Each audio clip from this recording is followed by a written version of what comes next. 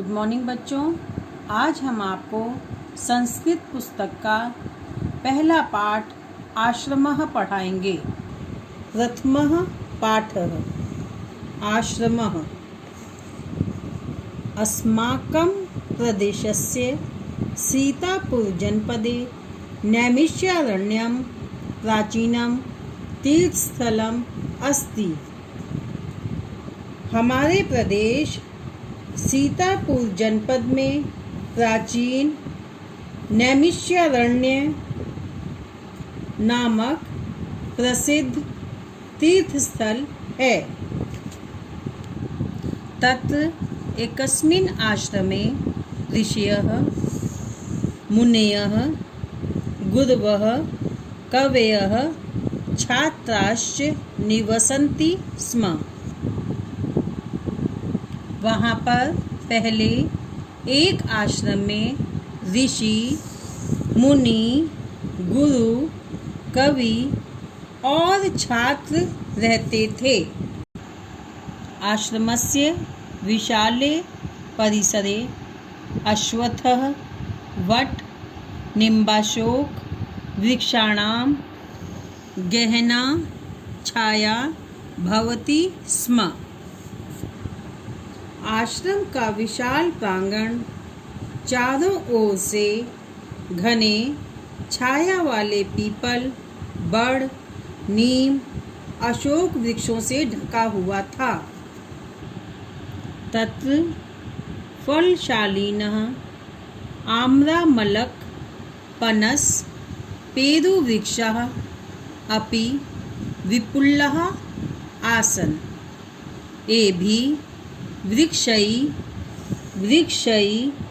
तत्र पर्यावरणं शुद्धम् आसीत्। येन शीतलाः वायवः मन्दं मन्दं वहन्ति स्म। काले काले च मेघः वर्षति स्म। तत्र फलशालिनः आम्रमलक पनस पेरुवृक्षाः अपि विपुलाः आसन्। एभि वृक्षैः तत्र पर्यावरणं शुद्धम् आसीत्। येन शीतलाः वायवः मन्दं मन्दं वहन्ति स्म। काले काले च मेघः वर्षति स्म। वहाँ पर फलों से युक्त आम आंवला कटहल अमरूद के पेड़ भी बहुत थे। इन वृक्षों के द्वारा वहाँ का पर्यावरण बहुत शुद्ध था, जिनसे धीरे धीरे ठंडी हवाएं लगातार बहती थी और समय समय पर बादल बरसता था। इदानीमपि तस्मिन् आश्रमे धेनवः बलिवर्दाः अश्वाः अन्ये च पशवः स्वच्छन्दं चरन्ति।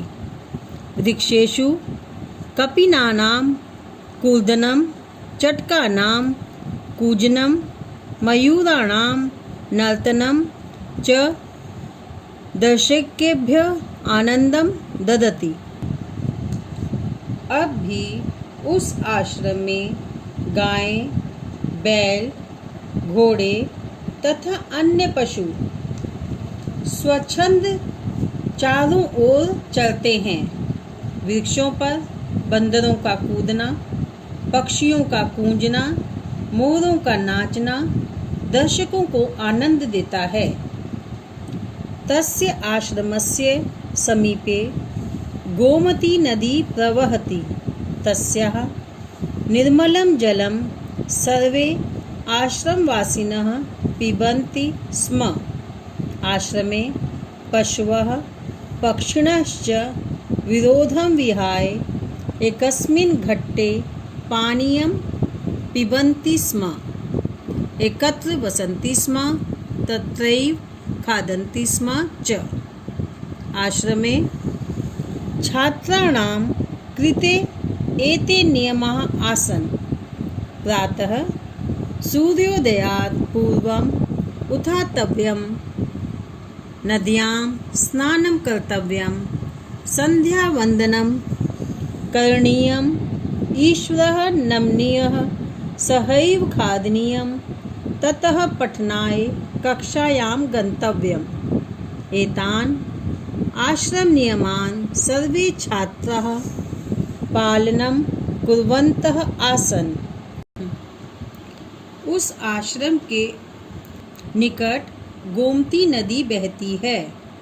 उसका स्वच्छ जल सभी आश्रमवासी पीते थे और पशु पक्षी भी आपस में विरोध छोड़कर एक घाट पर पानी पीते थे। सभी एक जगह रहते थे और एक साथ खाते थे। आश्रम के विद्यालय में लड़के और लड़कियां एक साथ पढ़ते थे। वहाँ विद्यार्थियों के लिए ये नियम थे: प्रातः सूर्योदय से पहले उठना चाहिए, नदी में स्नान करना चाहिए, संध्या वंदन करना चाहिए, भगवान को प्रणाम करना चाहिए, एक साथ भोजन करना चाहिए, उसके बाद पढ़ने के लिए कक्षा में जाना चाहिए।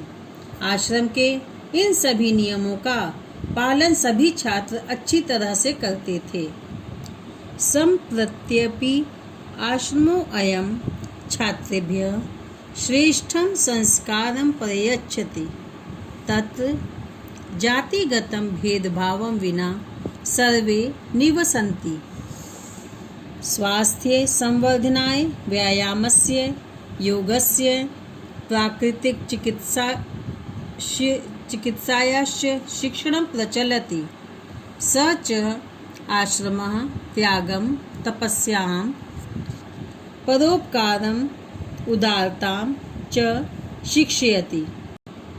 इस समय भी यह आश्रम विद्यार्थियों को उचित संस्कार देता है।